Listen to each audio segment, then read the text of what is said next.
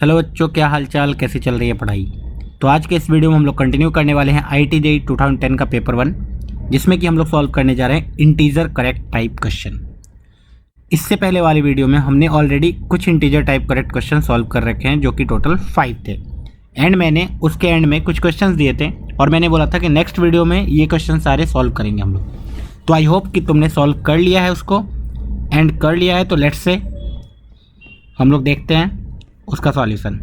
सबसे पहला क्वेश्चन हमारे पास स्क्रीन पे तुम्हारे ऊपर ये है, देख लो। बोला है for any real number x, ध्यान से देखना।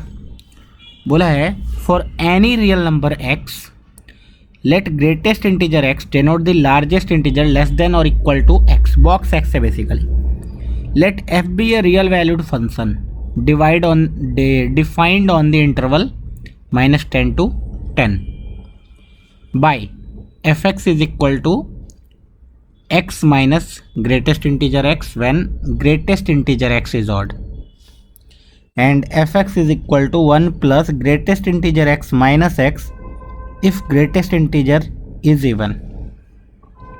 ये फंक्शन बहुत ही नोन फंक्शन दिख रहा है मुझे, क्योंकि as we know x minus greatest integer x is same as fractional part x, and 1 plus greatest integer x minus x is same as 1 minus fractional part x, है ना।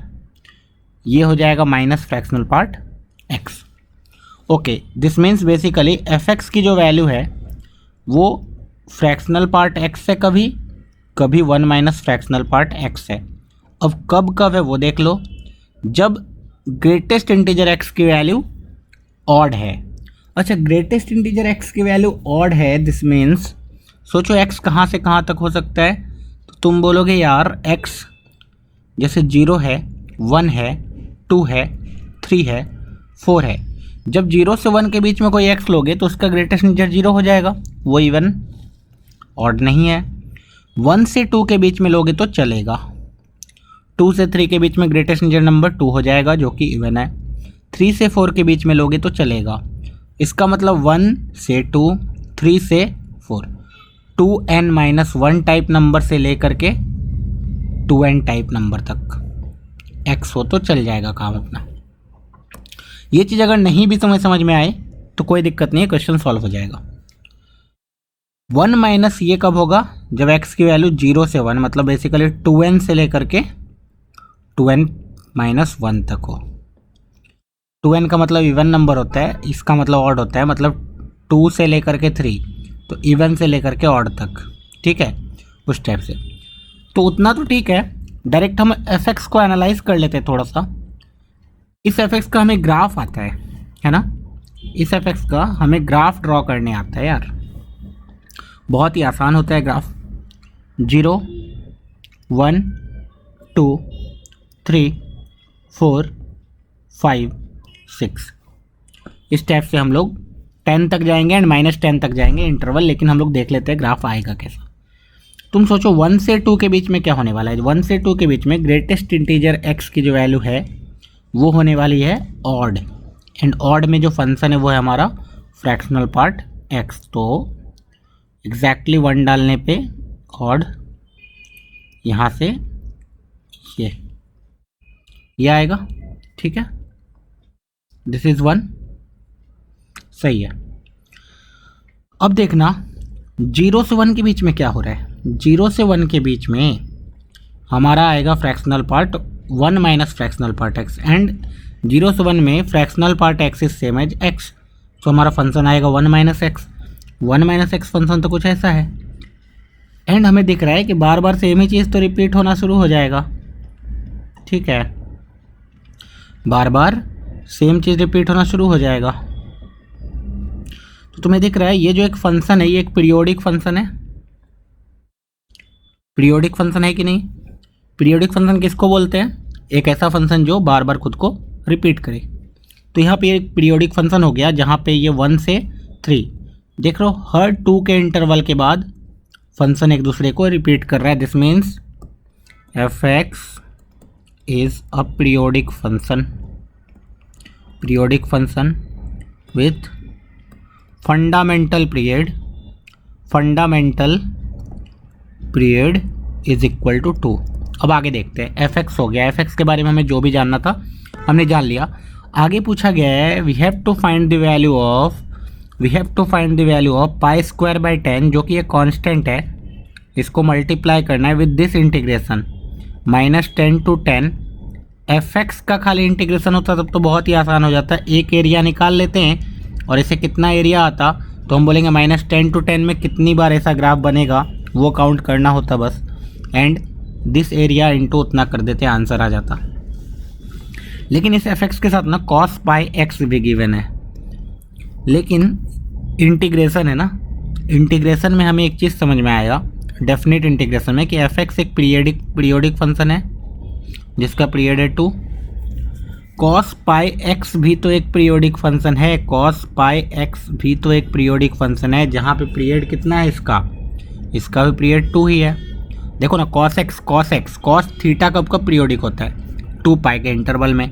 अच्छा, this means theta 2 pi and theta यहाँ पाई x है, इसका मतलब x की value 2, हर 2 के interval में एक्स की value low and cos pi x periodic होता जाएगा। This means F x into cos pi x periodic कब होगा, तो यू विल से 2 का ही पीरियड है। ओके, दिस मीन्स अगर -10 to +10 में जाऊँ तो टोटल कितने पीरियड आएंगे, 10 पीरियड आएंगे। तो मैं बोलूँगा ये जो इंटीग्रेशन है -10 to 10 F x multiplied by cos pi x, ये वैल्यू डायरेक्टली रह जाएगी 10 टाइम्स 0 से 2 में चले जाओ सिर्फ F x into cos pi x d x, ये वैल्यू एग्जैक्टली इसी के बराबर आएगी। ये जो एरिया है इतने सारे में 10 बार सेम एरिया आएगा, तो 10 इंटू 0 से 2 में जो एरिया आ रहा है उसको मल्टीप्लाई कर दिया। ठीक है, आई होप तुम्हें समझ में आ रहा होगा। अब देखो यहाँ पे 0 से 2 आ गया F x into cos pi x. यार 0 से 2 में जाएंगे ना, फिर से थोड़ा सा लफड़ा है, एफ एक्स की वैल्यू क्या पुट करे उसमें 2 बार हमें चेंज करना पड़ेगा। 0 से 1 में कुछ और पुट करना पड़ेगा, 1 से 2 में कुछ और एफ एक्स होगा, 1 से 2 में F X will be y is equal to x - 1 and यहाँ पे होगा 1 - x। ठीक है, तो एक बार इसमें 0 से 2a वाला प्रॉपर्टी लगा लेते हैं ना, डेफिनेट इंटीग्रेशन प्रॉपर्टी का बहुत ज़्यादा यूज होता है। 0 से 2a F x d x को लिखा जा सकता है 0 से f x plus f of 2a - x times d x. ठीक है, तो this is same as 10 multiplied by 0 से 1 f x cos pi x plus f of 2a - x into cos of pi 2 - x। अब ये तो देखो 2 pi - 2x है cos के अंदर 2 पाई - 2x है, so that is same as cos 2x है ना, cos 2 pi - theta is same as cos theta. लेकिन यहाँ से भी कोई फ़ायदा नहीं हो रहा है, 0 से 1 अगर कर ही दिया, F x cos pi x एक बन गया, F of 2 - x cos 2x बन गया, कुछ कॉमन भी नहीं है। कॉस पाई एक्स रहता तो हम बोलते हैं कि चलो लाइफ थोड़ा आसान हो गया। तो हमने जो कोशिश की वो कोशिश हमारी नाकामयाब हो गई है ना, कोशिश हमारी नाकामयाब हो गई, तो अब हमें मेहनत ही करना पड़ेगा थोड़ा सा। I will say break this limit, 0 से 1 में जाओ f x multiplied by cos pi x plus 1 से 2 में जाओ f x multiplied by cos pi x d x. अब देखना ध्यान से, जब 0 से 1 में जा रहे हैं तो जो ग्रेटेस्ट इंटीजर है वो कैसा है, इवन है मतलब फंक्शन ऐसा है 1 - x type. Okay, this means 10 multiplied by 0 से 1 - x type cos pi x d x plus जब 1 से 2 में जा रहे हैं तो फंक्शन कुछ ये है which is equal to y is equal to 1,0 से पास हो रहा है तो mx plus c and c की वैल्यू जो होगी 2,1 मतलब बेसिकली -1, तो y is equal to x -1 है ये। सो यहाँ पे function will be x -1 into cos pi x d x. अब ये वैल्यू कैलकुलेट कर लेंगे, हमारी आंसर आ जाएगी। Okay, so this is basically 0 से 1 cos pi x minus x multiplied by cos pi x d x plus यहाँ पे क्या आ रहा है 1 से 2 x multiplied by cos pi x d x minus 1 से 2 cos pi x d x. ये हमने अलग अलग कर दिया सारे इंटीग्रल को। तो अब यहाँ से जो आंसर आ रहा है वो बहुत ही आसान आ जाएगा। देखना 0 से 1 में cos pi x d x का इंटीग्रेशन करना है भाई। कॉस का इंटीग्रेशन कितना होता है माइनस साइन पाई एक्स, लेकिन पाई है तो यहाँ पे पाई से डिवाइड करना होगा। लिमिट लगेगा इसमें 0 से 1 minus x into cos pi x का इंटीग्रेशन कैसे करेंगे, तो you will say by parts लगा दो। First function as it is, integration of second function minus first function का डिफ्रेंसिएशन कॉस पाई एक्स का differentiation pi multiplied by sine pi x into integration x square by 2, इसका overall integration. ठीक है, plus देखना ध्यान से, ये 0 से 1 में ही है। यहाँ हमने फर्स्ट फंक्शन सेकेंड फंक्शन ही उल्टा सीधा मान लिया है क्या? हाँ, एक्स स्क्वायर का टर्म नहीं आना चाहिए था। सेकेंड फंक्शन हमेशा उसको मानो जिसको इंटीग्रेट करना ईजी हो, फर्स्ट फंक्शन उसको मानो जिसको डिफ्रेंशिएट करना ईजी हो। एक्स को डिफ्रेंशिएट करना ईजी है, तो first function as it is integration of second function with negative sign. ठीक है, तो यहाँ पे माइनस लगा देते हैं।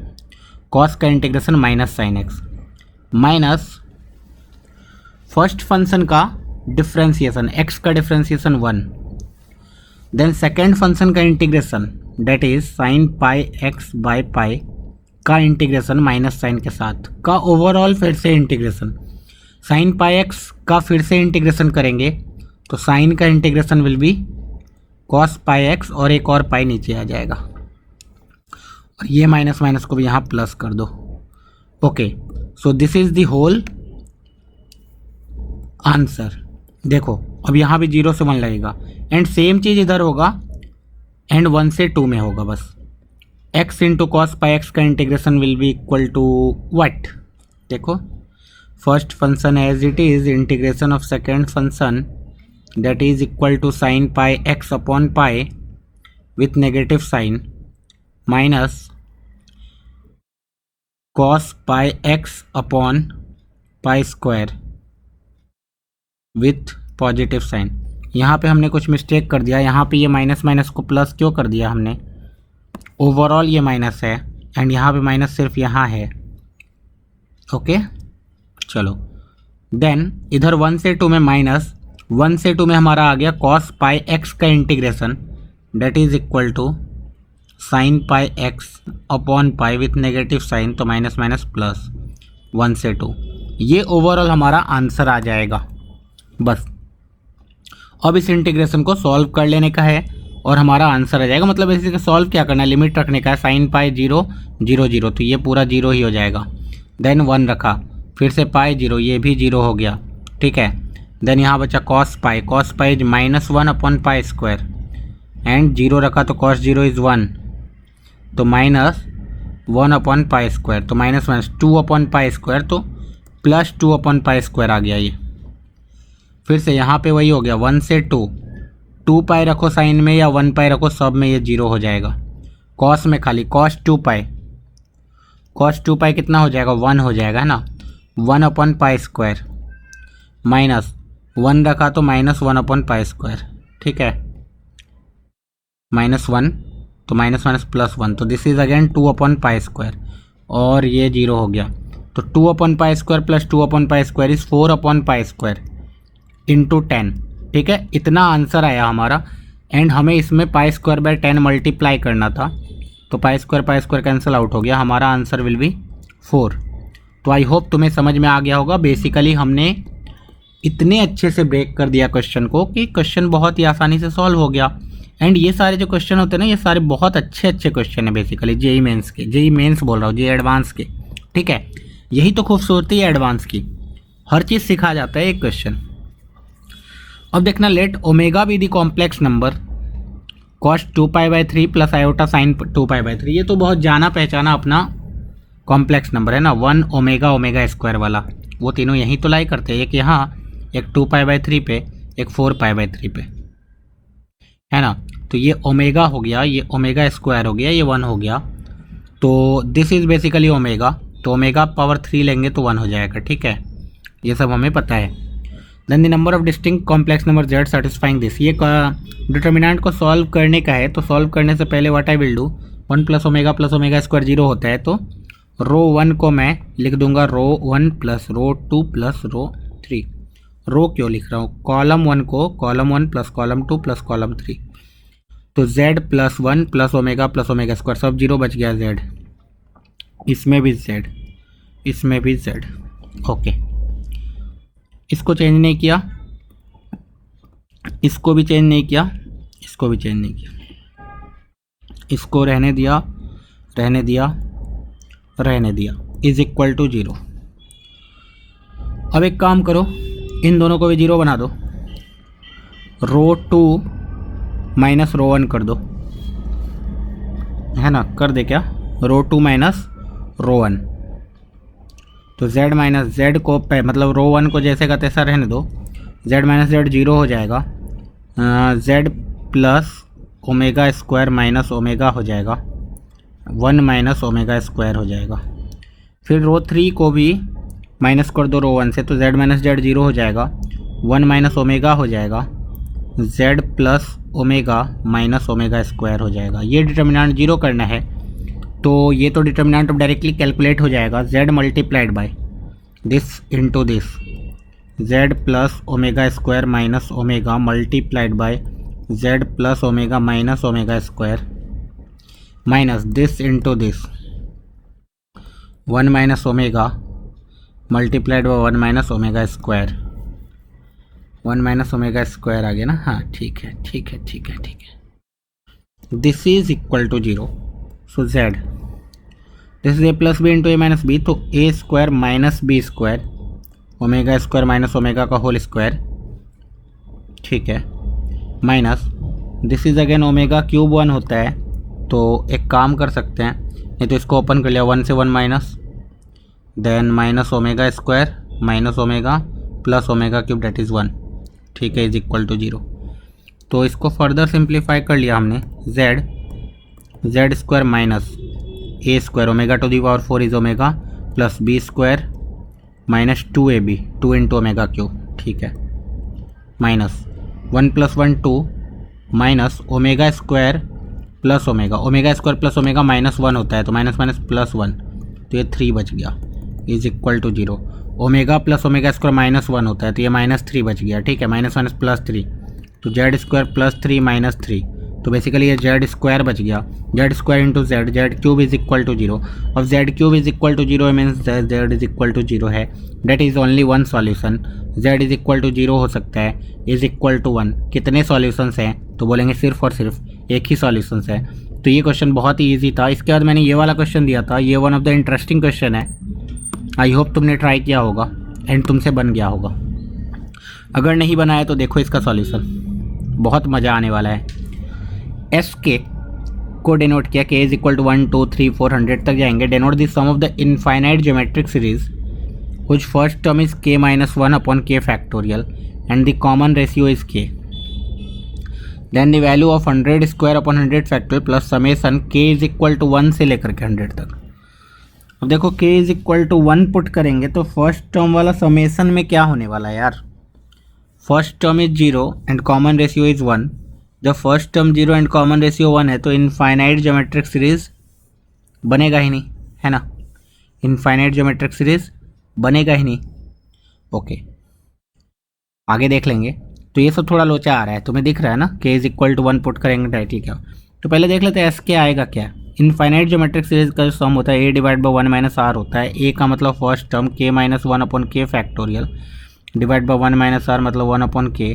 सो this is equal to k minus 1 upon k factorial divide by k minus 1 upon k minus 1 कट गया, के अपॉन के फैक्टोरियल आ गया which is equal to 1 upon k minus 1 का फैक्टोरियल, है ना। 1 अपॉन के माइनस 1 का factorial. Okay, तो अब देख लेते हैं, अब देख लो समेसन 100, इसको तो बाद में ऐड कर लेंगे, समेसन को देखते हैं। k इज इक्वल टू 1 से लेकर के 100 तक, ठीक है भैया। के स्क्वायर माइनस 3k प्लस 1 का मॉडुलस है एस के साथ मल्टीप्लाई करके। अब तुम खुद सोचो कि यार एस के जगह तुम क्या पुट कर दोगे, 1 अपॉन के माइनस 1 का फैक्टोरियल, लेकिन डायरेक्टली क्या पुट कर पाएंगे। तुम बोलोगे यार थोड़ा सा लोचा है, जब के इज इक्वल टू 1 है ना तो ये सम नहीं होगा ऐसा, तो इसलिए अलग से करते हैं। हम बोलते हैं के इज इक्वल टू 2 से यहाँ चलाओ, ठीक है। 2 से तो लिख सकते हैं ना यहाँ पे के माइनस 1 का फैक्टोरियल, बोलेंगे हाँ 2 डालने पे यार है 2 minus 1 date is 1 upon 2 factorial first term and common ratio is 1 upon 2, तो उस टाइम पे चलेगा, कॉमन रेशियो 1 से छोटा होना चाहिए ना, तो चल जाएगा।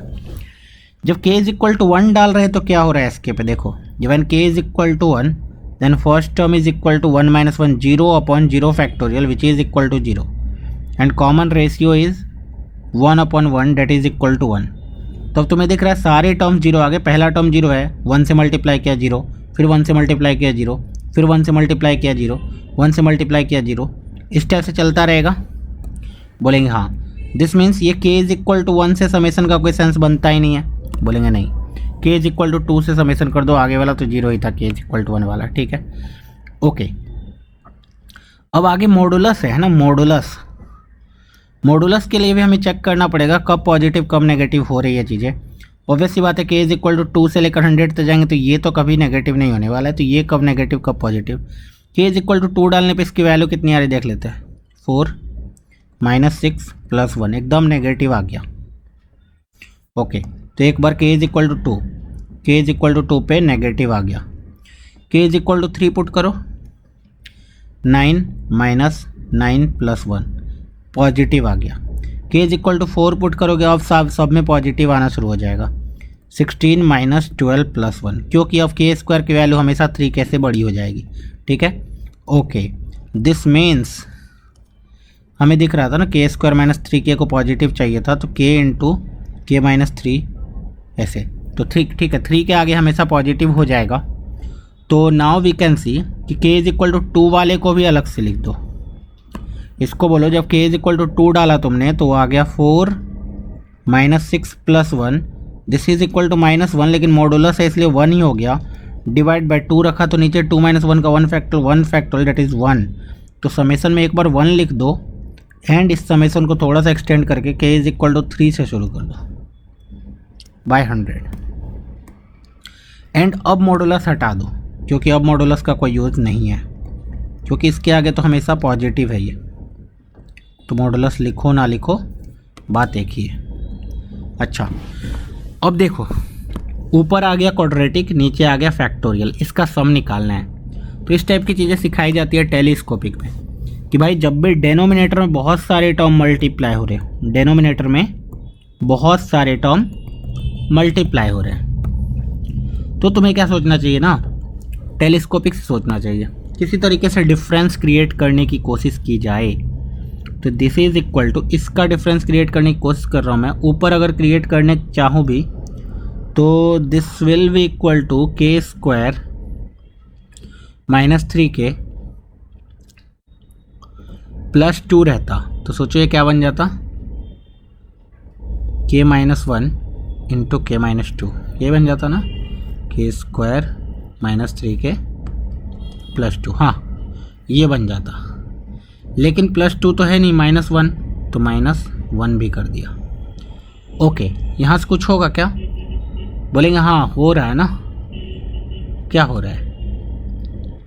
k-1 k-2 कट रहा है ना। हाँ, k-2 भी तो कट जा रहा है। लेट्स सी, अगर मैंने उसको लिख दिया k-1 इंटू k-2 -1, k-1 का फैक्टोरियल डिवाइड बाय k-1 का फैक्टोरियल। इससे k-1 कटेगा तो ये हो जाएगा k-2 का फैक्टोरियल, k-2 भी कटेगा तो ये हो जाएगा k-3 का factorial. Okay, so ultimately summation के अंदर कुछ आ रहा है 1 प्लस टेलीस्कोपिक टाइप में। Summation k is equal to 3 से 100 तक 1/k-3 का फैक्टोरियल -1/k-1 का फैक्टोरियल। ओके, तो ये सम को अब कैलकुलेट करने के लिए हमें थोड़ा सा मेहनत करना पड़ेगा। कर लेंगे, मेहनत करनी ही तो आए हैं। इसको 1 को अब याद रखना है कि 1 है। जब k इज इक्वल टू 3 है तो ये कितना है 1/0 फैक्टोरियल -1/2 फैक्टोरियल। ध्यान से देखना, k इज इक्वल टू 4 डालेंगे तो यह आ जाएगा 1/1 फैक्टोरियल -1/3 फैक्टोरियल, देन 1/2 फैक्टोरियल आएगा k इज इक्वल टू 5 डालने पे -1/4 फैक्टोरियल। अगला क्या आएगा? तो यू विल से अगला आएगा 1/3 फैक्टोरियल -1/5 फैक्टोरियल। ओके, एंड ये आता जाएगा कहाँ तक आएगा? देखो जगह कम हो गया यार, जगह कम हो गया। 1/0 ऐसे लिखना पड़ेगा तभी तुम्हें समझ में आएगा पूरा। 1/1 फैक्टोरियल -1/3 फैक्ट, दिख रहा है कट नहीं रहा है अभी तक, यहाँ से कटना स्टार्ट हुआ है। 1/3 फैक्टोरियल -1/5 फैक्टोरियल, ठीक है। तो नीचे से 3 टर्म लिखना पड़ेगा। जब 100 डालेंगे तो कितना आएगा? देखो 100 डालेंगे तो 1/97 फैक्टोरियल -1/99 फैक्टोरियल, ठीक है। जब 99 डालेंगे तो 1/96 फैक्टोरियल -1/98 फैक्टोरियल, एंड जब 90 इधर तो 1/95 फैक्टोरियल -7 फैक्टोरियल। यहाँ तक आएगा सिचुएशन। अब मुझे दिख रहा है ये इससे कटा, ये इससे कटा, ये कटेगा, ये कटेगा, ये कटेगा इससे, और ये सब कट चुका है। This means 1/0 factorial plus 1/1 factorial, तो 1 + 1 2 आ गया, माइनस में 1/98 फैक्टोरियल -1/99 फैक्टोरियल, ये आ गया सम, और एक +1 ऑलरेडी है यहाँ पे। तो बेसिकली ये कितना आ गया सम? देखो 3 - 1/98 फैक्टोरियल प्लस 1/99 फैक्टोरियल। इसको 99 फैक्टोरियल किया तो ऊपर 99 कर दिया, तो this is 100/99 factorial -+3। Okay, 3 - 100/99 factorial, 3 - 100/99 factorial, तो 100 स्क्वायर प्लस 100 फैक्टोरियल, और ये सम आया 3 - 99/99 फैक्टोरियल। अब हमें दिख रहा है 100 फैक्टोरियल, तो एक और 100 मल्टीप्लाई करो एंड ऊपर 100 मल्टीप्लाई करो। सो ये आ गया 100 फैक्टोरियल। क्या हो रहा है? नीचे 100 फैक्टोरियल, ऊपर 100 फैक्टोरियल का होल स्क्वायर आना चाहिए, तभी जाके ये कैंसल आउट होगा। 99 100 में कुछ धोखा हो गया, कुछ तो धोखा हो गया। हाँ 100 है ना, मैंने गलत लिखा, वही तो मैं सोच रहा था कुछ धोखा हो गया। ये 99 नहीं 100 था, तो 100 स्क्वायर, ये कैंसल आउट हो गया, दिख रहा है तुम्हें, सिर्फ 3 बचा। So answer is 3। इससे अच्छा क्वेश्चन समेसन का मैंने आज तक नहीं देखा है, इससे अच्छा क्वेश्चन समेसन का मैंने आज तक नहीं देखा है। यही तो खूबसूरती है किसकी? जेईई की, IIT जेईई की। जेईई मेंस और जेईई एडवांस में ये फ़र्क होता है, ठीक है। और ये फ़र्क तुम सॉल्व करना सीख जाओगे ना, मज़ा आ जाएगा, ठीक है। अब ये क्वेश्चन है, आखिरी क्वेश्चन है, लेकिन ये भी थोड़ा ट्रिग्नोमेट्री से क्वेश्चन बहुत सारे आए हुए हैं यार, क्या करेंगे? ये सॉल्व करना है, ऑब्वियसली बात है। YZ XYZ, फिर से YZ XYZ, ना ना ना YZ XYZ, ये भी बन जाएगा XYZ। वाई जेड से मल्टीप्लाई करने पे यहाँ आ जाएगा जेड, यहाँ आ जाएगा वाई, है ना। Okay, so basically this is cos 3 theta multiplied by y,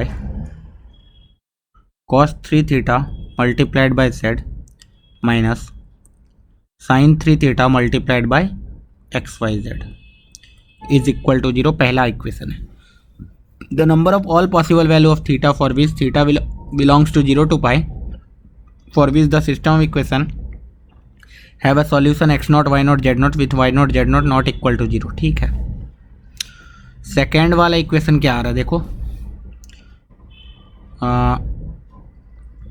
2 times sine 3 theta multiplied by y plus 2 times cos 3 theta multiplied by z minus sine 3 theta multiplied by x y z is equal to 0। Third equation क्या आ रहा है, y times cos 3 theta y times sine 3 theta, मतलब cos 3 theta plus sine 3 theta multiplied by y. z में क्या आ रहा है देखना, 2 cos 3 theta multiplied by z minus sine 3 theta multiplied by x y z is equal to 0। 3 variable है, एक second के लिए अगर एक्स वाई जेड को कुछ लेट से क्या कुछ भी एज्यूम कर लो, डब्लू एज्यूम कर लो, तो तुम्हें दिख रहा है ये W Y Z W Y Z W and W Y not into Z not not equal to 0, W not equal to 0 है। देखो अब देखो ये जो है होमोजीनियस इक्वेशन है एक्स वाई डब्लू में, एक्स वाई डब्लू में होमोजीनियस इक्वेशन है, तो इसका डेल्टा 1 डेल्टा 2 डेल्टा 3 तीनों के तीनों हमेशा 0 होंगे, डेल्टा 1 डेल्टा 2 डेल्टा 3 हमेशा 0 होंगे। ये डेल्टा क्या है, तो क्रैमर्स रूल याद करो, क्रैमर्स रूल से हमने बोला कि होमोजीनियस है, इधर तीनों 0 है, तो इसके डिस्क्रिमिनेंट 1 डिस्क्रिमिनेंट 2 डिस्क्रिमिनेंट 3 0 होंगे। अब डिस्क्रिमिनेंट की बारी आती है, डेल्टा इज इक्वल टू 0 या delta not equal to 0। Delta is equal to 0 होता है तो डेल्टा नॉट इक्वल टू 0 होता है तो ट्रिवियल सॉल्यूशन, है ना। डेल्टा नॉट इक्वल टू 0 होता है तो trivial solution, that is 0,0,0 answer आने वाला है। लेकिन उन्होंने बोला है distinct have a solution 0, with y not z not not equal to 0, मतलब वाई नॉट जेड नॉट 0 नहीं है तो डब्ल्यू 0 नहीं होगा। दिस मीन्स ये वाला सॉल्यूशन उन्हें नहीं चाहिए, उन्हें डेल्टा इज इक्वल टू 0 वाला सॉल्यूशन चाहिए, that is non trivial solution चाहिए। नॉन ट्रिवियल सॉल्यूशन के लिए डेल्टा को 0 करना होता है, डेल्टा 0 करना होता है, मतलब वो क्लियरली बोल रहे हैं cos 3 theta minus sine 3 theta, 2 sine 3 theta 2 cos 3 theta minus sine 3 theta. Then next, अरे यार, cos 3 theta plus sine 3 theta 2 cos 3 theta minus sine 3 theta,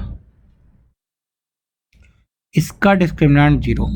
अब ये माइनस साइन 3 थीटा तीनों जगह पे, तो इसको पहले ही बाहर कर दिया,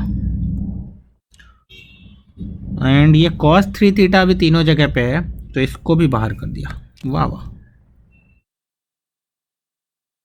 तो ये ब्रैकेट में बन रहा है cos 3 theta 2 sine 3 theta cos 3 theta plus sine 3 theta 1 2 2 1 1 1 का डिस्क्रिमिनेंट इज इक्वल टू 0। अब इस माइनस को लिखने का कोई सेंस बनता नहीं है, cos 3 theta into sine 3 theta को लिख सकते हैं sine 6 theta whole divide by 2, and 2 को भी गोली मारो क्योंकि इज इक्वल टू 0 है उधर।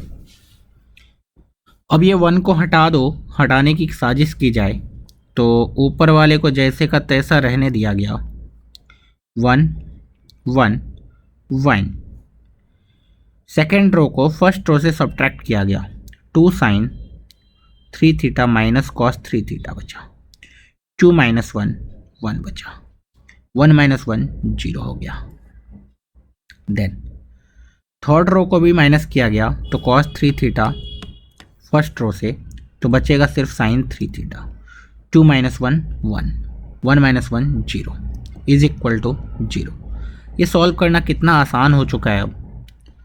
साइन 6 थीटा मल्टीप्लाइड बाय, इधर से खोल दो डिटर्मिनेंट, 1 मल्टीप्लाइड बाय ये रो ये कॉलम गया, 2 sine 3 theta minus cos 3 theta minus sine 3 theta is equal to 0। Clear है कि साइन 6 थीटा वो जो 30 मिनट लिखा हुआ था उस दिन मैंने लिखा था एंड इरेज करना भूल गया, साइन 3 थीटा माइनस साइन, तो ये sine 3 theta minus cos 3 theta is equal to 0 लिखा हुआ है। ओके, तो अब तो हो गया, या तो साइन 6 थीटा 0 होगा और sine 3 theta is equal to cos 3 theta होगा। ठीक है, sine 3 theta is equal to cos 3 theta होगा।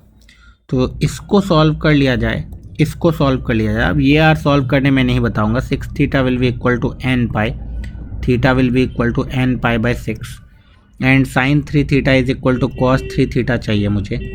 तो बेसिकली इसको ऐसे ही कर दो, इसको लिख दो sine theta is equal to sine alpha के फॉर्म में, या cos theta is equal to cos alpha के फॉर्म में लिख लेते हैं। Cos 3 theta is equal to sine 3 theta, तो basically tan theta is equal to 1 चाहिए, tan 3 theta is equal to 1, तो tan theta 3 theta is equal to n pi plus pi by 4, so theta will be equal to n pi by 3 plus pi by 12। ठीक है, इधर से निकाल लेंगे, answer आ जाएगा n की वैल्यू पुट कर करके, n की वैल्यू पुट कर करके निकाल लेंगे। 0 से पाई में ही जाना है, कितने पॉसिबल थीटा है वही पूछा है, आंसर आ जाएगा यार। तो यहाँ पे हमने 2010 IIT JEE, अच्छा एक और क्वेश्चन बचा है क्या, 56। Okay, let f be a real valued differentiable function on R the set of all real number such that f of 1 is equal to 1। ठीक है, f of 1 is equal to 1 दिया हुआ है। If the y intercept of the tangent at any point on this, tangent at any point on this का y intercept, तो tangent at any point लिख लेते हैं y माइनस y1, तो ऐसे लिखो capital Y minus y1 is equal to m into x minus x1। ठीक है, इसका y इंटरसेप्ट निकालेंगे तो x की वैल्यू 0 पुट कर देंगे, x की वैल्यू 0 पुट कर देंगे तो this will be equal to y plus मतलब minus mx। Okay, if the y-intercept the tangent at any point this is equal to the cube of the f-CISA is x cube, then the value of minus 3। तो ये तो मस्त प्यारा सा differential equation है, y minus d y by d x into x is equal to x cube. So x से divide कर दो एंड ये लीनियर डिफरेंशियल इक्वेशन आ गया। सबको एक साइड ले जाके, ये बार बार फंस जा रहा है यार। y by x minus d y by d x is equal to x square, so d y by d x minus y by x is equal to minus x cube. ठीक है, माइनस साइन से multiply कर दिया। Now this is linear equation, तो integrating factor आना बहुत आसान है, e to the power minus 1 upon x t x which is equal to e to the power minus l n x which is equal to 1 upon x. So answer will be, answer क्या आएगा यार, फिर से hang हो गया है। हाँ, क्या हो रहा है यार। ओके, सो आंसर मैं इधर ही लिख देता हूँ, y into integrating factor is equal to आ जाएगा minus x cube into 1 upon x square का integration which is equal to minus x cube by 3 plus c is equal to y upon x. F of 1 is equal to कुछ दिया हुआ था 1, F of 1 1 है, तो this is equal to 1 minus 1 upon 3 is plus c, so c will be equal to 1 plus 1 upon 3 that is equal to 4 by 3। So यहाँ से basically c is equal to आ गया 4 बाई 3। अब पूछा गया f of minus 3 बता दो, f of x is equal to minus 3 put करो, बेसिकली यही पूछा था ना, f ऑफ माइनस 3। हाँ, ये हैंग हो रहा है, तुम निकाल सकते हो। 27 upon 3 that is 9 plus 4 by 3। ठीक है, तो ये 27 प्लस 4 31 बाई 3 वाई अपॉन -3 इस टाइप से आ रहा है, 3 3 कट गया, y इज इक्वल टू, ठीक है। यहाँ पे हैंग वैंग हो रहा है यार, ये क्या हो रहा है, कुछ तो मिस्टेक हो रहा है इसके कारण, ठीक है। बेसिकली फंडा तुम्हें समझ में आ गया कि ये करना है, ये बहुत ही सिंपल सा प्यारा सा डिफरेंशियल इक्वेशन आ गया एंड आई होप तुम्हें समझ में आ गया होगा। यहाँ पे हमने IIT JEE 2010 का पेपर पूरा सॉल्व कर लिया है, पेपर 1। नेक्स्ट वीडियो में हम लोग स्टार्ट करेंगे पेपर 2। सो मचा के ऑल द बेस्ट, पढ़ते रहो।